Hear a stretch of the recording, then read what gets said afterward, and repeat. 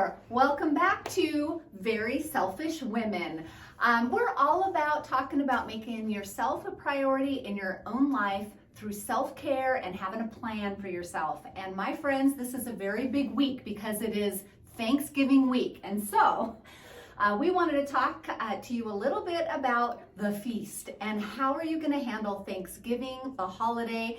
You're going to be surrounded by all the good food and all the things, and how do we handle that? So I want to hear what you have to say, because we don't rehearse this. We just each have a couple of ideas, and it'll be interesting to see how in line we are. Yes. So the whole idea is to keep this a conversation, real life thoughts and happenings and all of that. And so not only does Thanksgiving come with all of the worries of food and stuff, but also stress, whether it's family, traveling, all of that. And so how to really navigate that as well as the food situation. And so one of my biggest tips that I tell women all the time is keep Thanksgiving to one day. Not a 4-day weekend of a smorgasbord. And so if you can do that, you're really going to be just fine. It's one day, it's one meal, and so whether it's, navigating the leftovers or you leave the house, whatever it is, just, being able to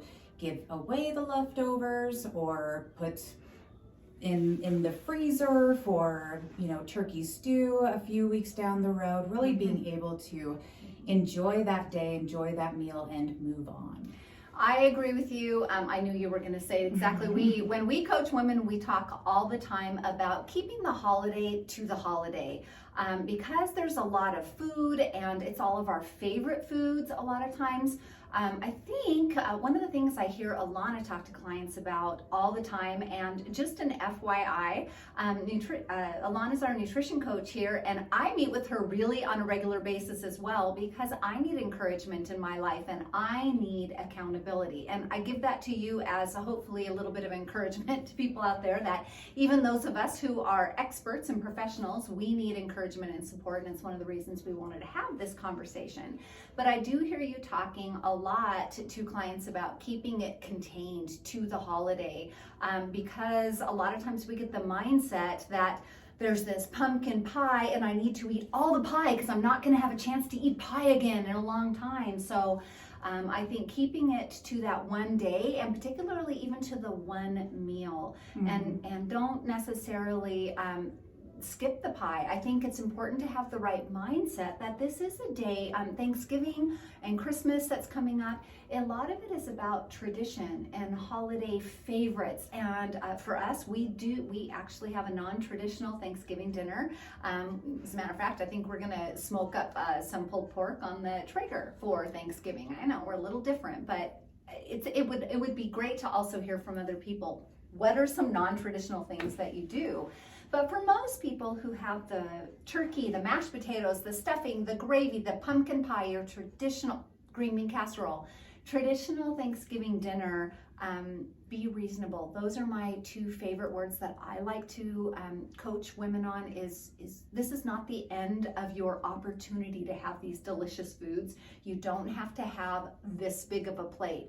Watch your portions. Yes, and so not depriving yourself, you don't want to skimp through the day and all of a sudden when everybody leaves, go to town on everything that's left over. And so, yes, be reasonable with yourself, practice portion control, eat slow, stop when you're full, all of those things. There will be leftovers, or, if there's not, make yourself a little like turkey breasts and a mini, Thanksgiving down the line again. If it's something that you really love and you feel like you didn't get to maybe enjoy it as much as you had wanted to on that one day because you were at a friend's house. And I know for me, one of my favorite things more than Thanksgiving dinner is turkey sandwiches. I'd much rather have me, a very empty yeast roll and make a turkey sandwich with the mayonnaise and the pepper than to actually have a turkey dinner. And so a lot of times if I don't get to have the turkey sandwich afterwards, I will just either roast up my own turkey or turkey breast and be able to enjoy it down the line as well. I love that. And one of my tips that I talk to women about all the time is Thanksgiving Day, the entire holiday season, whatever that looks like for you, really try to focus on the people that you're spending the time with more than the food.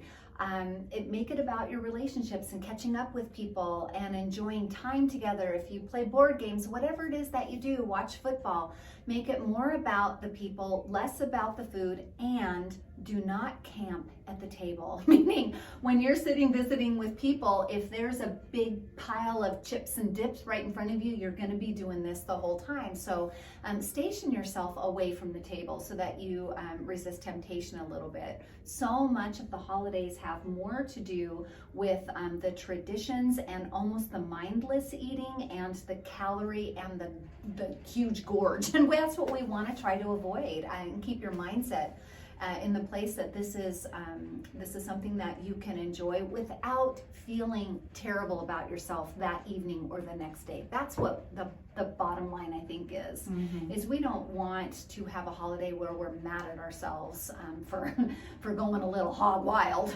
No pun intended. And with that, really preparing yourself for the food pushers, that it's right after you've eaten and somebody wants you to eat their pie. They want you to try it right now. Tell them you'll take it to go. Tell them you'll have it in a couple hours after whatever's happening the rest of that evening. And same to go with if it's a stressful situation for you, if you're, maybe you don't get along with your in-laws or, the brother or whatever it is, planning an out of being able to kind of have like a bit of an escape plan maybe, of when you've had enough, when you've spent your time, whatever it is. Even if you love these people, there comes a point when it's better off to just happily exit than really be in a bad place and not want to see them again in a month or Christmas. So to really prepare yourself for that, I think is important. I think that's really important, and it can even become heightened when there's alcohol involved. And a lot of times people really want to imbibe during the holidays. One of our tips that we always tell people is if you're going to have some wine or you're going to have some cocktails, have a full glass of water in between so that you can keep yourself on a good path and not have a hangover or have a headache the next day or whatever it might be. And just be aware that when your family, your friends, if you're having a big get together, if there's alcohol involved, a lot of times drama can happen. So keep yourself a little distance from that, I think. And remembering, I think the bottom line here is why we want to talk to you about this is so that you have a plan for yourself, because our whole goal here is to help you move from self-sabotage and self-loathing into a place of self-control and self-love. And the way that we do that is through self-care. And that's why we are known as the very selfish women. So if you have questions, we'd love to hear from you. We'd love to have some comments, some feedback. We are always open to that.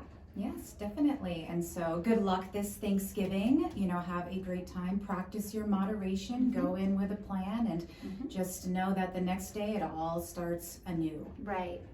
Keep on track and make your goal be that when you put your head on the pillow at night, you're happy with yourself and with the choices that you made. And those choices can include pie. Yes. One piece, not the whole thing. With the whipped cream. With the whipped cream, yes. Exactly. So enjoy and happy Thanksgiving from the very selfish women.